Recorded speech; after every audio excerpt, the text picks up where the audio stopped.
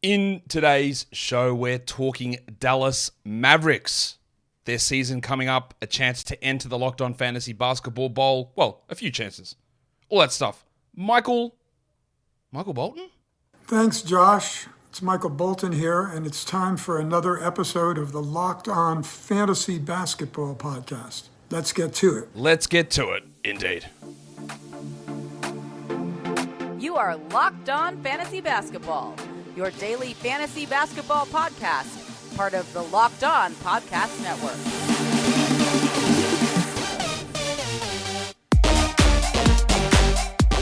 Hello and welcome to the Locked On Fantasy Basketball Podcast, brought to you by Basketball Monster. My name is Josh Lloyd and I am the lead fantasy analyst at basketballmonster.com, and you can find me on Twitter as always at redrock_bball, on TikTok at redrock_bball, and on Instagram at Locked On Fantasy Basketball. Thank you for making Locked On Fantasy Basketball your first listen every day. We are free and we are available on all platforms. So we're here to talk about the Dallas Mavericks for their upcoming season, all of the interesting things that need discussing. Before we do that, though, Warnie has got to tell us that we're going to talk Locked On Fantasy Basketball. Let's get it on, Gilly. All right, another opportunity to get entries in here. I have, at this very moment, sent out the invites for the Atlanta Hawks divisions. 3 of those filled, so keep entering. We'll do Boston and Brooklyn send out today and get those in. The drafts will begin at the start of October.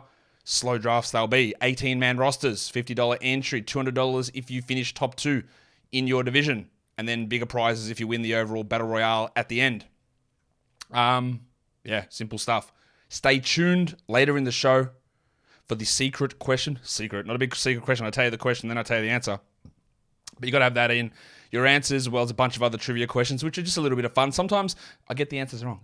And I love you guys alerting me to that. I just misread something on Basketball Reference, and I do apologize for that. But we're just trying to get these guys, get some guys into these leagues, because there are a lot of different people who are applying, and there's not quite enough spots to go around, unfortunately. So let's I've talked about that. We don't need to talk about that any further. Let's go and talk about the Dallas Mavericks. We'll start by looking at their schedule. They don't have a particularly high amount of quality games. Is this punishment because of the late season tanking stuff last season? Maybe. Only 44 quality games for them. Remember, the high end of that is 55. 55 is the highest number of quality games, so they're right down the bottom there. Not the lowest. 39 is the lowest, but they're down towards the bottom. Why does that matter? It's, again, I won't talk about it for long, but the fewer quality games you have, the more games you have on high volume days, the more roster squeezes you have on your roster. It's not a huge determining factor, but it's something to pay attention to. They have 13 back-to-backs, which is good because Luka's battling with some stuff. With his thigh, I don't know how serious it is, and the bloke has never missed an opportunity to whinge, and he's complaining about it being sore from the end of last season. Now, he's part of that. You ready for... I'm not a conspiracy guy ever at all, but are you ready for a conspiracy take? Is there a chance? Is there a chance that Luka made a point of talking about how sore his thigh was at the World Cup to help push the idea that him sitting out those couple of games at the end of last season was actually a real injury? Is there any, we're just laying some groundwork there? Fake. I don't know. Probably not. He probably actually does have an injured thigh. He takes a lot of contact. He plays a lot. He plays a ton of minutes. He's on the ball every single play. So, in all likelihood, no. But it is something to watch out for. We don't know what the actual injury is. Luka's had ankle injuries a lot in his career. You're not banking on him for 75 games. He's going to miss some time. So that is a little bit of a concern heading in, but they've only got 13 back-to-backs. They're right in the middle in terms of maximum game weeks, 14 max game weeks, but their playoff schedule it's pretty smelly. If you finish on the 24th of March, they have a 2-game week in the finals. Now, should that dissuade you from drafting?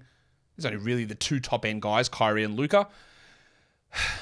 I don't know if it should dissuade you, but it might just, if you've got a decision between Luka and Shea and Tatum or Halliburton or even Embiid, maybe you should push Luka towards the back end of that.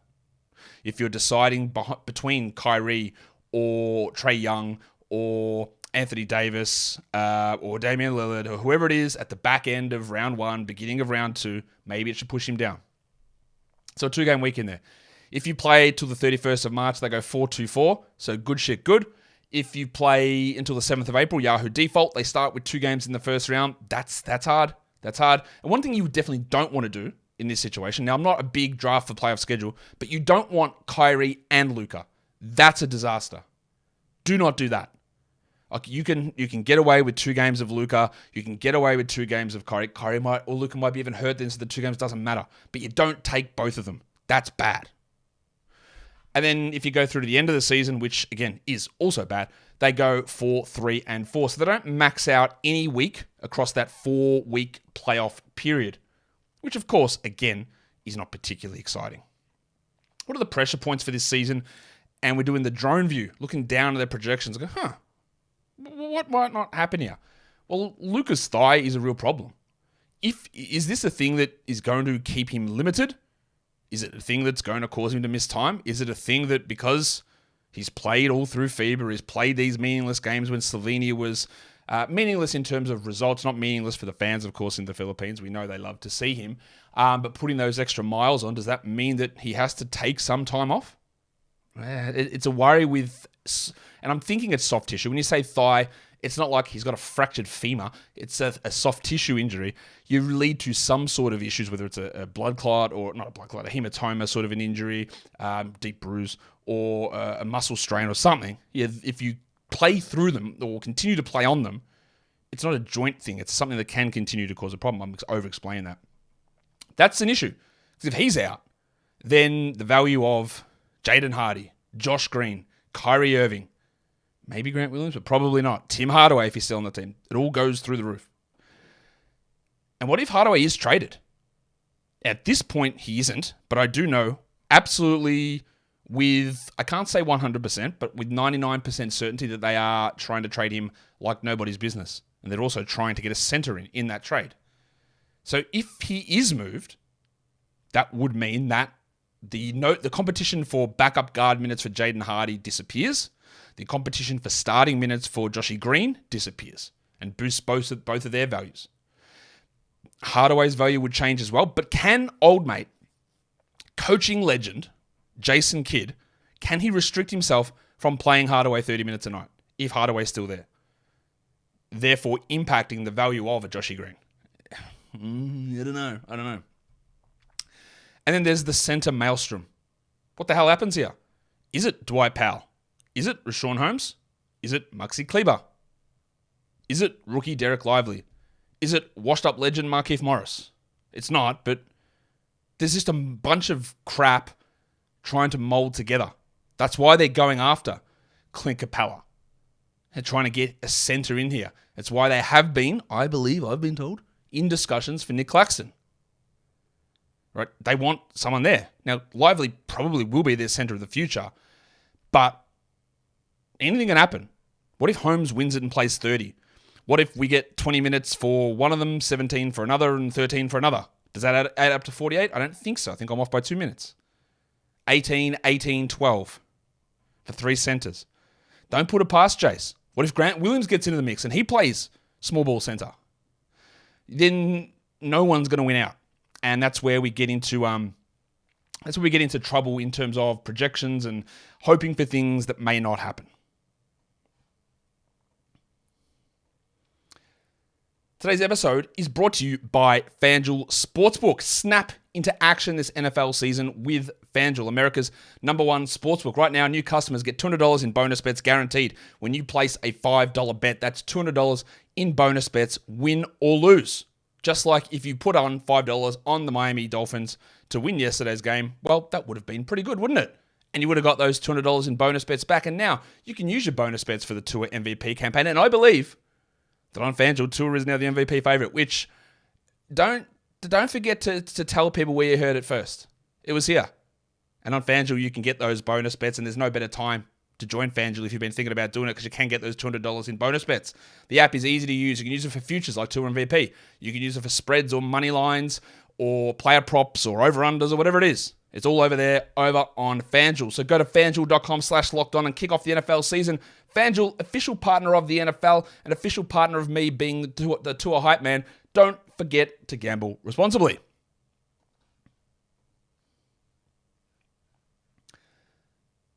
Let's talk some breakout candidates. It's a good time to do it. What does this mean? You've heard me talk about it before in other shows, but if you haven't, welcome. What do I mean by this? This doesn't mean this is a player I think is going to have the best season of their career. When I talk breakout, it's like this is a guy that we do the squint, the full squint, the half squint, the murky view, the blurry glasses view. We can maybe we can see them outperforming expected projections, median outcomes by 10, 20%. Is there a pathway? Is there a pathway for Luka to jump up 10% on his numbers? Almost definitely not. Is there a pathway for Kyrie to break out and go 20% above? No chance. But is there a path for Josh Green to do it? Yes. Is there a path for Jaden Hardy to do it? Yes. Let's talk about those two. Green was very good at times last season. His shooting has been a real surprise. It's not on high volume. And when there were times when Luka was out and the Kyrie trade was waiting to get finalized, he went bananas. And then he sort of got pushed in a legendary Jason Kidd move into a smaller role, really limited. Towards the end of the season, he started to push back up into a larger role. And this season, it feels like a fait accompli that he's going to play. The front office just said, Jace, Reggie Bullock's not here anymore, mate. You don't have to sit through 3 months of 20% three-point shooting. You can just try the better player out. One of those cases, again, of the front office just... And this happens so often. The front office goes, please, coach, we don't want you to play this player. And the coach goes, double birds. We're playing him anyway. And then the front office goes, haha, psych, we're trading him away. If your coach and your front office aren't even remotely on the same path with so many decisions, why is he coaching your team? Why does this happen so often? This is a complete side note. It happens so often in the NBA where front offices have to remove players off the roster to stop their coach from playing him. Just get on the same page, surely. Surely that's part of the job. We have a vision overall. This is what we want to do. We don't want you relying upon a bad player. Yeah, the coaches do it. I don't get it. Anyway, Reggie Bullock's gone. So Josh Green would have to be the favorite to start. Now, the problem is going to be, does Jace want to go and throw Timmy Hardaway out there? Maybe. And I think they might try and get that club out of the bag as well. The other one is Jaden Hardy, who is a very interesting player, who was a guy that was a top 5 prospect, slid into the second round, played really well, I thought, last season. I don't really know that he's a point guard. He probably isn't. He's probably actually more... No, he's not. Like Kyrie is more of a point guard, but he's more like a Kyrie off-ball guard who can handle and self-create a little bit. Has some efficiency problems, but of course on this team he's currently a little bit hamstrung because he is behind Irving, Doncic, Hardaway. But if Hardaway's gone, or if Hardy's better, which he is, if Hardy's better immediately, and then one of Kyrie or Luka gets injured, well, Hardy can play next to both of those players. It's year 2. He should be, after many media members were calling on Jason Kidd to play him more. And of course, Kidd, with his rapier-like wit, was able to respond, are you coaching the team? Maybe you do a better job. Yes, I would, Jason. Not me, but somebody else. Maybe I would. It's year 2 now. He's got no excuse. Well, he's a rookie. He's got to earn it. He doesn't have that excuse anymore. Hardy is going to play more, I would guess, this season, but there's still some issues there. But just watch him. We know the draftable guy in 12s, but he's a guy we pay a bit of attention to. And the last one is Rashawn Holmes.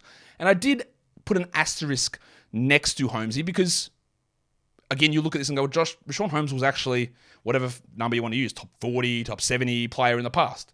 Will he get to that number? Probably not. What I'm talking about is looking at his numbers for this season breakout and go, can he exceed them by a significant amount if he just wins that job and plays 29 minutes, like very easily? He probably won't do it, and I'm not even slating him to start at this stage. When media day comes around and preseason comes around, we'll see things differently maybe. But there's a really easy, like I could very easily tell you there's no way Dwight Powell's playing 30 minutes. I can very easily tell you that Markieff Morris isn't either, and I can definitely tell you Derek Lively isn't. But I can't tell you that Rashawn Holmes isn't.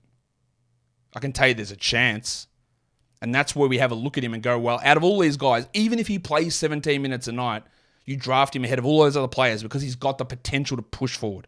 It's not, you don't even have to squint that hard. You can just look really, really easily and see, well, it can happen, yeah? And we can see some production. Now, to be fair, he was bad in Sacramento, had a lot of off-court stuff going on, and I'm sure that impacted him, but also, he's a sub-all-star, sub-strong starter level player, and when they hit 29, often they could just drop off really quickly, and that might have happened to Holmesy. That's distinctly possible. Let's go under the lens.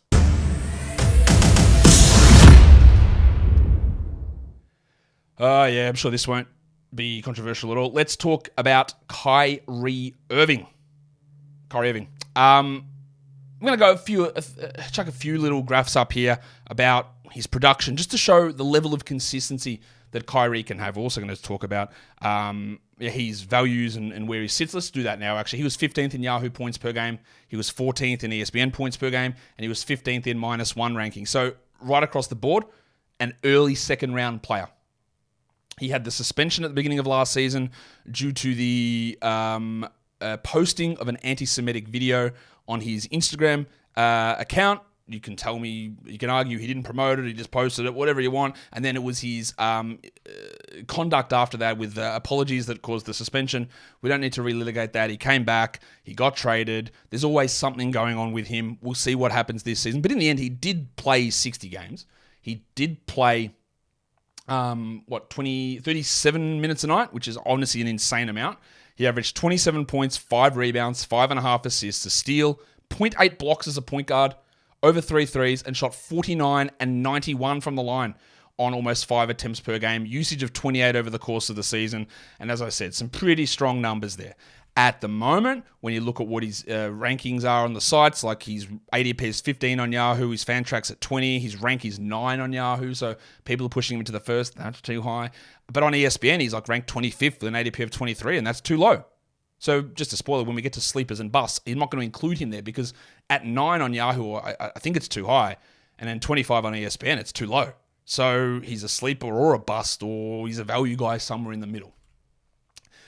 One of the things about Kyrie is there is, despite the frustrations with availability at times, there's a level of consistency with his production. Sort of. That field goal percentage for a point guard is elite, and it really does stay. With the volume that he's doing it at, it stays relatively consistent. You get some pretty strong numbers. There's only like 4 weeks out of 24 where he shot under 40% for a week. That's pretty crazy.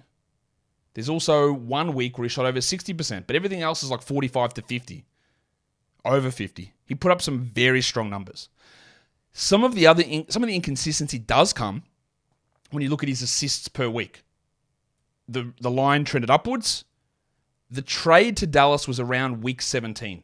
So when you see like he started off slow, the suspension at the start of the season, some lower assist numbers, they started to peak, and he started putting up some massive numbers for Brooklyn, and then got all pissy and requested a trade, and then the numbers started to drop. There was one big week in assists, which was like week 23. Luka was out some of that time, but we saw a little bit of a drop-off. I'm going to do a bit of a comparison of Kyrie and Luka coming up in a second. As we get to the next part, let's look at his -1 weekly ranks. You'll notice the big numbers, which are the bad ranks, obviously. He started off poorly, got suspended, had some really strong weeks, and then at the end, see week 17 is when he got traded. You'll see that number start to rise as he gets worse. And that's why I worry a little bit about Yahoo putting him at number 9, because I don't think there's been enough discussion about the impact of him in Dallas. It's a very small sample size. Him and Kyrie on court together was still a positive in plus-minus. I know they lost games together, but to me that was more of the rest of the roster construction and losing all of their defenders in the trade to get Kyrie, not the pairing of those two, and not Kyrie's off-court issues, because none of that was an issue. None of that stuff happened. And anyone who wants to claim that Kyrie is a losing player is talking out their ass, because as much as I can have issues with Kyrie at times, he has been on a winning team in Boston, in Cleveland, in Brooklyn. It's not him arriving that made the team lose. It was to do with, and we all know who Kyrie is, and we all know the issues he has defensively at times, but trading away those wings meant that the team was unbalanced. It wasn't that him arriving there caused the team to suck. So I think there are two different things. Did the Kyrie trade end up making them worse? Yes. Was it because of Kyrie as a player? No. And you might say it's the same thing. It's not. And that's why I think when they made some of the moves, like a move to elevate a bit of Josh Green, to bring in Grant Williams, helps to build that team up around Kyrie, trying to get Matisse Thybulle onto the team, to get the right players around to make that pairing successful. But we're talking -1 fantasy rank, and you can see that those ranks, which were consistently in the 20s and the teens, at the end of the season. The last week, don't count that, but just getting a little worse as we go on in his Dallas tenure. And that also brings us into his Darko DPM change graph, because when we have a look at that, he's always had a positive increase, the positive increase declining, but still at a positive slope. And last season, we finally slipped into the negatives. So what does it mean? It means that we are in the decline phase of Kyrie's career. That doesn't mean he's going to be bad. It doesn't mean he's going to continue to be bad or he's going to be a complete drop-off. It just means that it's unlikely that Kyrie gets better from here. That we are going to see, and he is an all-star, an all-NBA, a Hall of Fame player. He is going to be able to be good for quite a long time.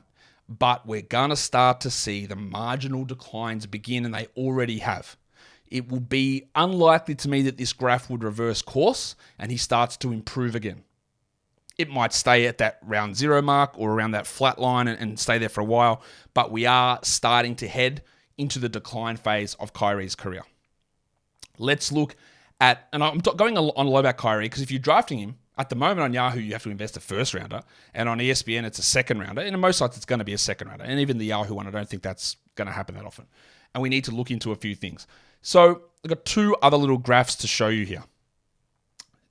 The blue is Kyrie playing without Luka. The red is Kyrie playing with Luka. The yellow is Kyrie playing in Brooklyn. And the two things there are turnovers per 100 possessions and assists per 100 possessions. And there is something that you will notice, that the numbers are lowest when he plays with Luka. Assists without Luka in Dallas, 9.5 per 100. Assists with Luka, 6.4. Assists in Brooklyn, 7.1. And that's playing with Durant and with Simmons for some of that time. The turnovers, 2.7 without Luka. High. 3.1 in Brooklyn, but 2.1 with Luka. What does it tell us? Well, when your assists drop significantly and your turnovers drop significantly, it means that you're not passing the ball as much and you don't have the ball in your hands as much and you're not generating attempts as much. And you're not generating assist opportunities, as much. Now, I was going to do a graph that included his shooting numbers. They're basically the same. Nothing changed. It wasn't like, well, you get easier looks. His true shooting was like 63 regardless. It was high everywhere. It didn't change. So his shooting numbers, static. The next one we're talking about is usage. Same graph. Blue without Luka in Dallas, red with Luka in Dallas, yellow in Brooklyn. In Brooklyn, pushing 29 usage. In Dallas, on the court without Luka, 28. In Dallas, on the court with Luka, 25. That is where you should have some worries. You can't look at Kyrie's numbers in Dallas as just a general rule also, because some of the time was played without Luka Doncic. And the difference between those numbers is stark. Blue is bigger than red by a lot. 50% increase in assist rate. 2.5 percentage point increase in usage compared to without Luka versus Luka. And then you compare it to in Brooklyn, it's very different. So the whole numbers for Kyrie last season, it's really very hard to look at what he did and go, well, we're in a situation where he's going to be able to repeat those numbers and it's the whole year, all that sort of stuff. So some of this applies to Luka as well, by the way. Luka lost a little bit of usage and also lost assist rates. They both did. So just also be aware of both of those things. But that impact on Kyrie, if you're drafting him at 9, not only are you expecting him to be better than last season, but you're expecting him to do what he didn't do last season playing next to Doncic. It's probably a little bit of a worry, I would say.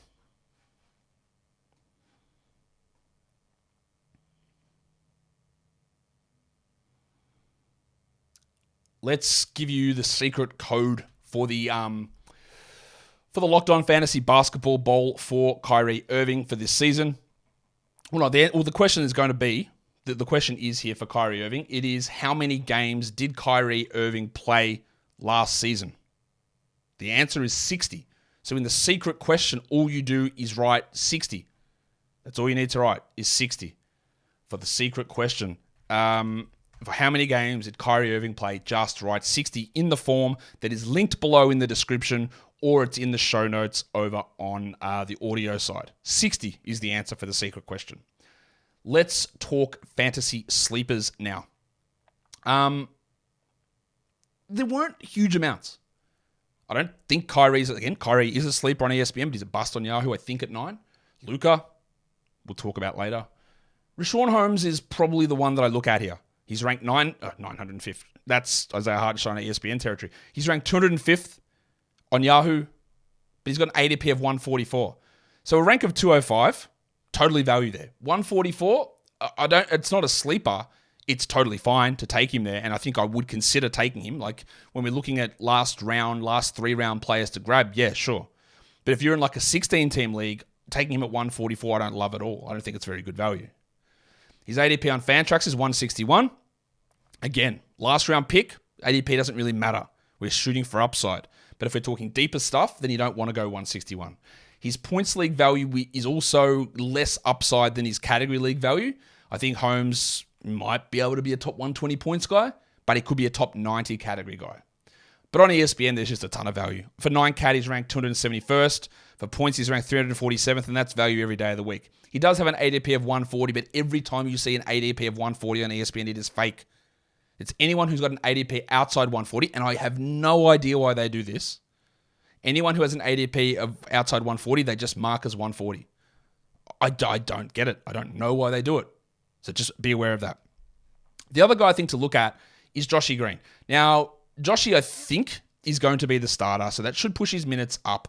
Last season, he was in and out of lineups. He only played 26 minutes a night and averaged 9 points with a 3 and 3 rebounds. For a good defender, he had low defensive numbers, 0.7 steals and 0.1 blocks. He shot 54 from the field, but 72 from the line. And that is what gives me a little bit of pause, because he was hitting threes at like an insane level, and he ended up a 40% three-point shooter. But I don't think he's a good shooter. So there is a level of concern there. Will he ever get enough usage to matter? I don't know. He was at 14 last season. I don't expect him to be a gigantic usage guy this season. Maybe he's 15, maybe he's 16, and all that's really hard to gain value. But he's still ranked really low. 221 on Yahoo. He doesn't have an ADP. His ADP on Fantrax is 411. Crazy. He needs to be drafted in every 14-team league. So to have him at those spots makes no sense. ESPN's got him ranked on categories at 168. And while I don't think it's terrible, it's definitely not sleeper at that spot. Like, it's okay there, but it's not a sleeper. He's not ranked on their points league list either. So there is obviously value in getting him there. But just, he's more going to skew towards deeper and just taking a flyer in a last round, a second last round of a 12-teamer to see what he's able to do. It might not be much, but we want to see. I don't really see anyone as a major bust. You could argue, and somebody watching this will, that Luka Doncic is a bust at his X rank of 2, his ADP of 3, his rank of 4 on ESPN. You'll tell he's a bust. Well, why do we keep picking him top 5, Josh? He's like not even a top 29 cap player. What I would tell anyone who wants to throw that out there, if you want to believe that, if you want to think that way, you have to be willing to tell me that you think Delon Wright is a 40-spot better player than Giannis Antetokounmpo. If you truly believe that Delon Wright is a 40-spot better player in a category head-to-head league than Giannis Antetokounmpo, then you are right to believe that Luka is a guy that finishes in the 20s every year and he's not worth a first-round pick. Because you can't have those two thoughts separate. If you want to adhere strictly to a category league, 9-cat, player rater rank on Z-scores, standard scores, which I have shown you, maybe don't rely upon that heavily, right? Don't rely upon them that heavily. But if you want to quote those numbers, then you have to believe that Delon Wright is 40 spots better than Giannis Antetokounmpo. That's the only way that I can take you serious in that discussion. The only way. So if you come to me and go, well, obviously Giannis is better, then you can't tell me that Luka is outside the top 20. You can't. You don't even have to punt free throws for Luka. You can. It might make your life easier, but you don't have to. My worry more with Luka here is A, the thigh issue, B, the Kyrie impact, C, the playoff schedule is not particularly strong. So I wouldn't take him at 2 where his X rank is. He's ranked on ESPN at 4. I wouldn't do that. Although, in a points league, Luka was, first last season? Averaged 57 fantasy points. I don't think he does that. I think he's like 55, 54 maybe. which is like 4th or 5th. But, to say that he is a bust in the first round because he's not ranked inside the top 20, I just think is a fundamental misunderstanding of how to interpret rankings and how to interpret fantasy value. So, again, I welcome all comments, all feedback, all discussions, but if you're going to argue that Luka is not a top 20 player, you believe that Delon Wright is a top 61 and Giannis is 40 spots worse than him. They can't be separate, those arguments. They just can't. I'm sure people are going to take that very calmly and not respond emotionally to that at all. All right, it's one of the injuries we're worrying about. Luka's thigh have to have some level of concern. It's not huge, and I'd love to hear more about it through I think he might sit some preseason games. I'd love to hear more about it in preseason. I'd love to hear more about it at media day. I want my man Nick Angstad to ask that question. Luka, what's going on with the thigh, mate? Probably don't say it that way, but I'd love to ask that question. Grant Williams also had a thumb issue. Had thumb surgery at the end of last season. Now, Grant Williams is signed and traded, part of the deal. Reggie Bullock came out. He's going to start. He's going to play good minutes. But is Grant Williams a good fantasy player? At this point, no. He's not really remotely close to it. He's going to have very low usage. He might score 10 points. What his value might be is, hey, he's a big man who might hit 2 threes a game. Maybe you get 6 rebounds. Maybe you get a block, but he hasn't really historically been that guy. He's had some stretches of being an unbelievable shooter, but I don't really trust that in the long term of high-value role. Now, he's going to bump up because he's going to play more minutes than he has in his career, Grant Williams. But to me, he's more of like a 14-team league player. You take a 14-team league in one of the last 3 rounds. You could do it in 12. I just don't think the upside is actually there for him to push through and become a top 100 player. I don't think he's got that value. Let's look at trade options. I think the number one trade is going to be Tim Hardaway, and they're going to have to get back wings or a power forward or center.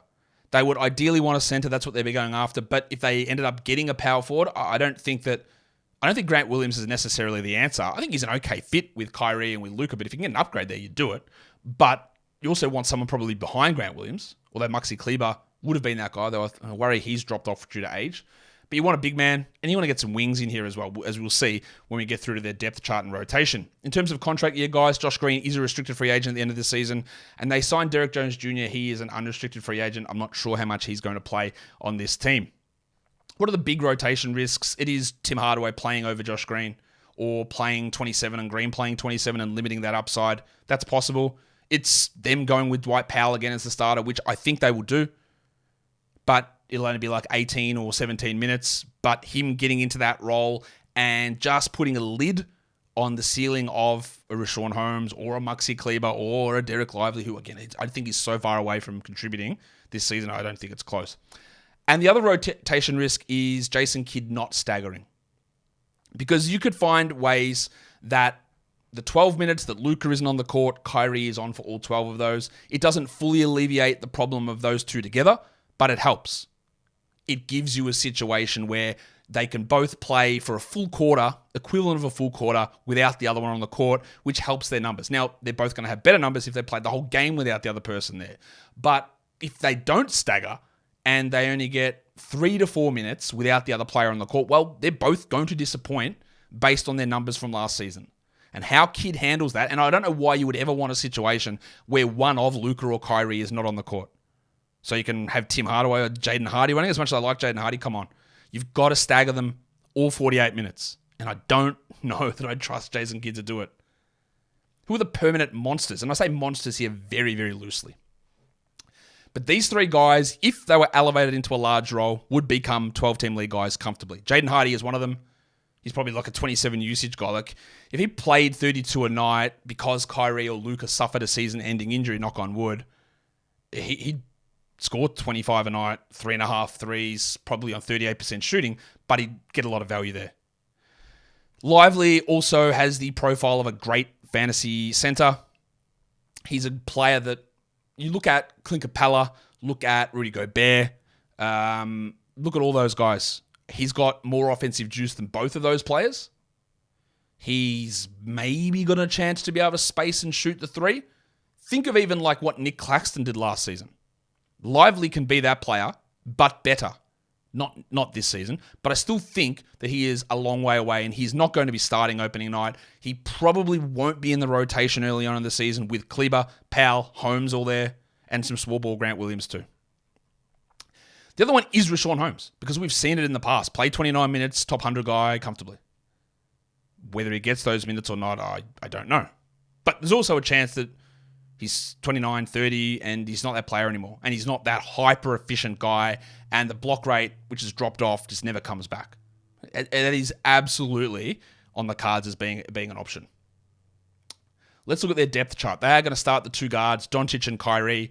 They've got a bunch of guards on this team. Jaden Hardy, Seth Curry, Mike Miles, Dante Exum. Hey, just quietly, Seth Curry doesn't have an ADP of 140 on ESPN. He's at 137, which means that he's actually getting drafted around that range. Stupid. What are we doing? I haven't even mentioned Seth Curry here at all, but that's another name in the mix with Hardy, with Hardaway. Seth Curry's back. Now, I believe that he was brought back in because they're like, there is no way we are entering this season with Tim Hardaway on this roster. And Curry provides what Hardaway does, but does it in I say less obnoxious way, but that's unfair to Tim. But it does it in a more unobtrusive way, where he goes out there, he'll shoot threes, but he won't demand the ball in his hands, or he won't demand to be starting, and he won't be that guy that probably, he can put up good numbers, but it's detrimental to the team. So Seth is an interesting guy that could complicate things if Hardaway isn't moved. In terms of wings, which I look at as shooting guard, small forward type players, there's only really one on this team that's what's going to start. That's Josh Green. The other one is Tim Hardaway, who can play both of those positions. Then there's two-way legend AJ Lawson, who's sort of in that boat as well. So Green's going to start. Hardaway's not worth a 12-team draft, but he will be, if he's on this team, he will be a streamer for points and threes and a couple of sneaky assists at times early in the season, but definitely not someone we want to draft or look at as long-term high value. In terms of the forwards, I don't really classify anyone as a pure forward on this team. You could make an argument that Grant Williams is that, or in terms of starters. I think Williams is more of a power forward center. Like, I don't really ever see him being able to switch down and play the 3, but I can see him playing up at the 5. And I'll say the same for a Derek Jones Jr., who theoretically some fantasy sites will list as a small forward, but the best moments of Derek Jones's career has been either at 4 or usually as a small ball 5.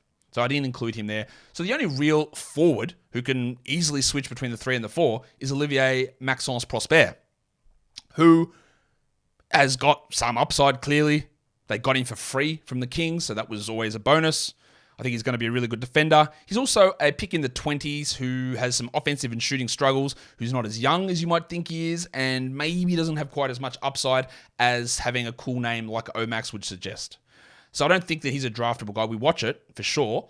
And I'd love to see him get in the rotation. I think he's got a chance, given the lack of actual forwards on this team, to get into that mix. But I think it's going to be pretty rough for him early on. And in terms of the bigs, I am classing Grant Williams in there. And I think Grant Williams and Dwight Powell will be the starting frontcourt.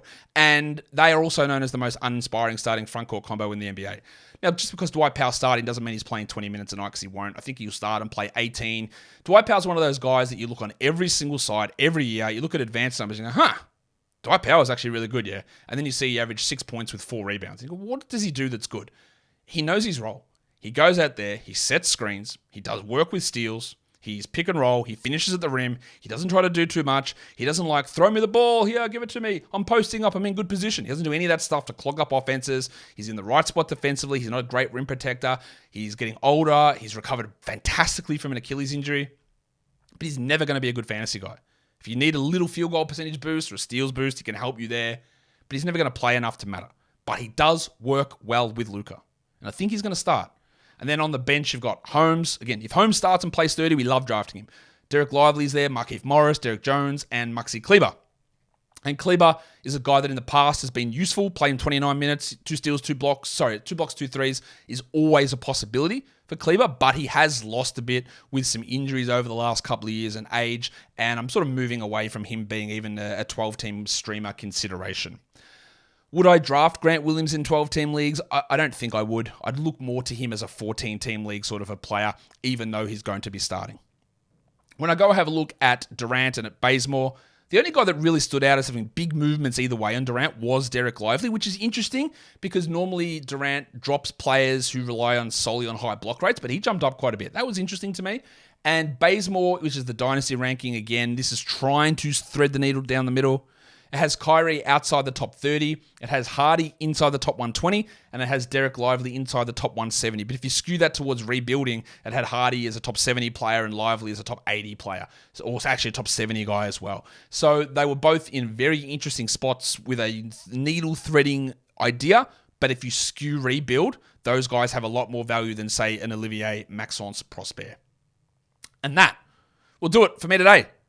Don't forget, follow this podcast, Apple Podcasts, Google Podcasts, Stitcher, Spotify, and on the Odyssey app. And if you are here on YouTube, why don't you thumb it up? And why don't you leave your comments down below? Guys, we are done here. Thank you so much for listening, everyone. See ya.